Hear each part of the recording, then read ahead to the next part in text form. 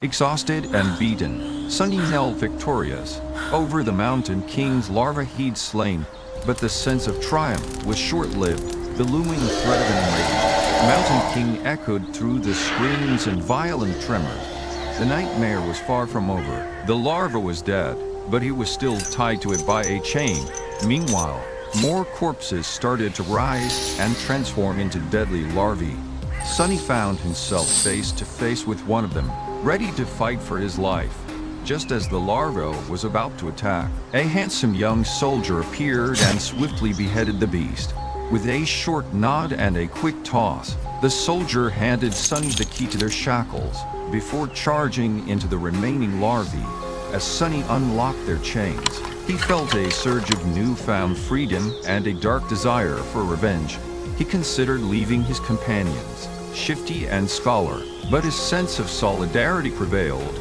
Meanwhile, the battle against the larvae raged on. The soldier danced around the beasts with graceful ferocity. Despite his impressive skills, the ultimate foe was yet unseen. The Mountain King. The slave trio knew running away meant freezing to death in the harsh night. As long as the bonfire blazed, it offered a slim hope for survival. Haunted by the imminent threat of the Mountain King and the encircling darkness, the slaves were divided.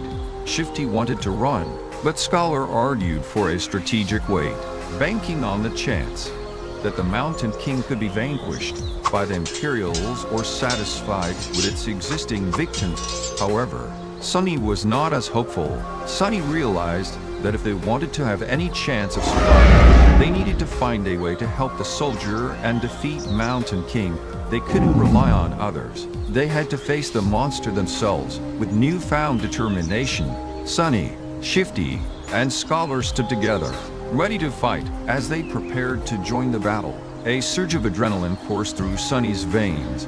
He knew the fight wouldn't be easy, but he was willing to give it his all.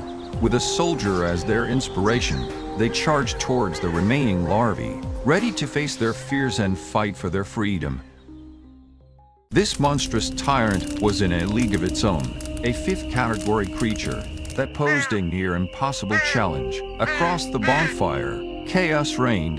The slaves were already dead, and the remaining soldiers fought valiantly but were no match for the tyrant. Sunny watched in horror as the creature effortlessly tore a dead slave in half with its jaws, blood streaming down its chin. It then displayed its incredible strength by crushing a soldier's skull like a soap bubble, before casually hurling the headless body off the cliff. Sunny, lost in thought, pondered his chances of survival. Without any special powers or an army at his back, he felt hopeless. Running towards a perilously perched wagon, Sunny motioned for his companions to follow. With confusion and uncertainty in their eyes, they obeyed, mistaking Sunny's calmness for confidence or divine inspiration. As they reached the wagon, Sunny instructed them to remove the wedges holding it in place. Shifty questioned the purpose of this action, but Sunny simply reassured him with a cryptic smile. The valiant soldier battled the tyrant, dodging its deadly strikes with remarkable agility.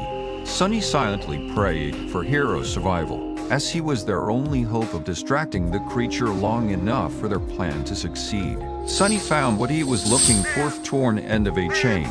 Hero glanced at Sunny, taking in the chain and the wagon, before redoubling his efforts to draw the creature's attention. With all his strength, Sunny spun and threw the chain, hoping to trap the tyrant's foot in the loop. But fate had different plans. The chain instead landed perfectly around the creature's neck, tightening like an iron noose. Sunny couldn't believe his luck. The wagon, now free from the wedges, began its slow descent towards the cliff, taking the tyrant with it. The wagon was moving slowly towards the edge. The creature, realizing its peril, struggled to free itself from the tightening chain. In a moment, Hero collided with the creature's leg, buying them precious time. Sunny sprinted towards the wagon and threw himself alongside Shifty and Scholar, pushing with all his might. The tyrant's grip on the chain tightened, ready to break free. Sunny, a slave, and his companions are attempting to escape from a tyrannical creature known as the Mountain King with the help of heroic actions. They manage to push the wagon there onto the edge of a cliff, causing the creature to fall to its death. However, despite the victory, Sunny feels the excruciating pain from the injuries inflicted during their struggle and realizes that his trial is not yet over. Hero, another companion, helps Sunny to his feet and suggests finding warmth near a bonfire as they sit around the fire, planning their next move. Sunny reflects on his struggles with human connection due to his differences and finds comfort in his loner identity. Hero proposes a plan. They will gather resources before descending the mountain, ensuring their survival. Shifty, one of the liberated slaves, questions the decision, not wanting to return to a life of enslavement. However, Hero explains that without supplies, their chances of making it over the mountain pass are slim. We can't go down there. All three of them turn to Sunny. Surprised to hear his voice, Hero encouraged him to share his thoughts. Sunny, feeling uneasy but determined, reveals his belief that the Mountain King is still alive. This declaration surprises their group, and Shifty dismisses Sunny once again. However, Hero urges them to consider Sunny's reasoning. Despite the physical evidence of the tyrant's demise, Sunny explains that the monster's nature and power make it difficult to believe it could be truly defeated. His words resonate with Hero, who realizes the possibility that the Mountain King may survive the encounter. As the group contemplates this revelation, uncertainty fills the air. Sunny's unique perception and willingness to voice his thoughts challenge their assumptions and force a reappraisal of their circumstances. The situation was dire.